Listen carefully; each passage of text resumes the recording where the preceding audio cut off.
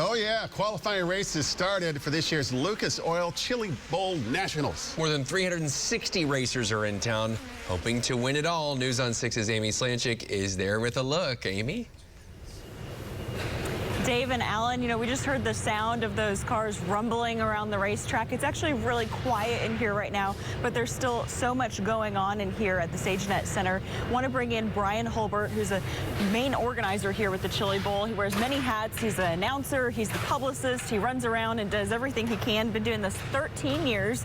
Brian, tell us a little bit about this year, 37th year here in Tulsa. Yeah, 37th year of the Chili Bowl Nationals. We have 370 entries, 37 states, 5 countries, and the event just continues to get bigger and better. It's a lot of fun to be a part of. Tell us about what's unique about the SageNet Center. You told me it's other cities over the years have said, why don't you come here? But you keep coming to Tulsa. Tulsa event. Emmett talked about this in the press conference on Monday. This is home.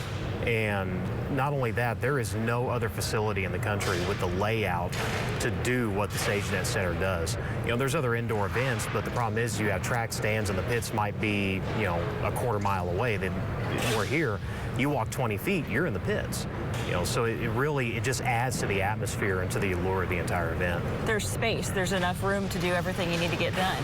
And what's going on? Almost.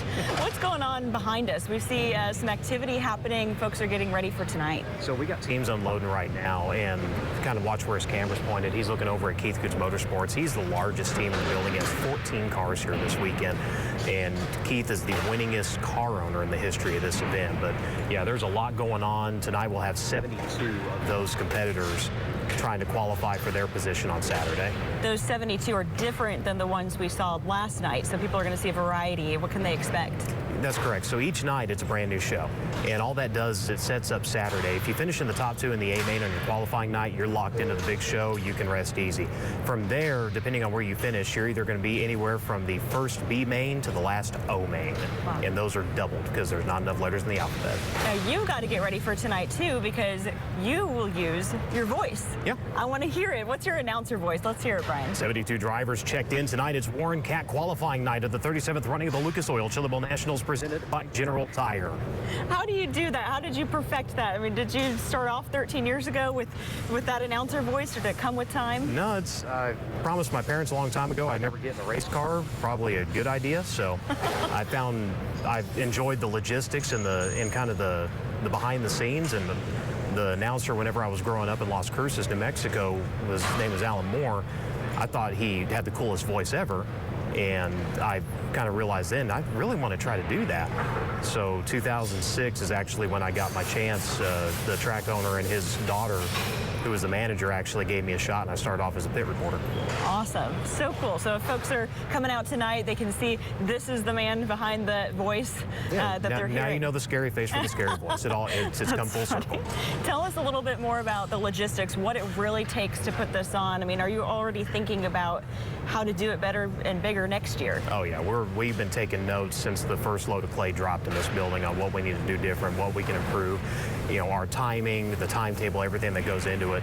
One of the curveballs we had this year that we had to overcome is they had to update the electrical boxes that are actually plugged into the floor in here, and it changed the layout of our pit area. We had to come in, remeasure, and figure out how we could do it to where we were not getting anybody in trouble. We weren't getting the SageNet Center in a bind, because the way it was, we were going to end up losing 15 parking spots. And to tell a team of 6, 7, 8 cars, hey, you have to unload everything, that's going to be tough to do. So we were able to come in, remeasure, and actually remark everything to where we didn't lose 15, but we gained 14. Wow. So what could have been a really bad situation actually had a pretty pleasant outcome. You guys made that work.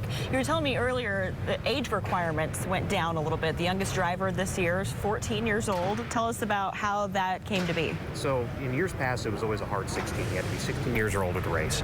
And with the landscape of midget racing, it's changed so much in the last 10 years to where your top drivers are 14, 15, 16 years old. In fact, one of those top drivers is pitted behind us.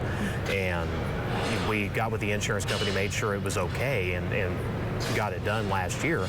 But you can't just show up as 13 years old or 14 years old and race. You have to meet certain requirements. You have to have been in the car so many times.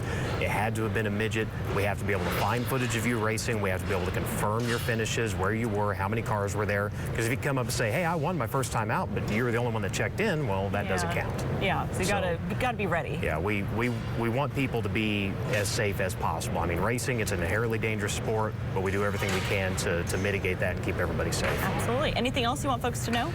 We still have reserve seat tickets for tonight. It is the only night we have reserve seat tickets left. However, the pit pass for the rest of the week doubles as a general admission ticket. And I can tell you the first time I came to this event, when I was working just the broadcast, that's what I did. And I spent more time walking around the pits, dragging my tongue behind me going, wow.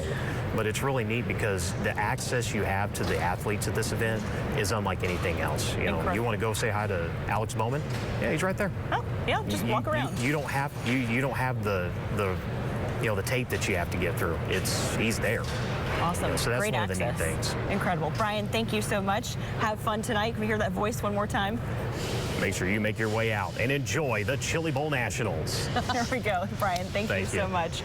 Back to you guys. Thank you, Amy. That was wonderful. Yeah, nice job there.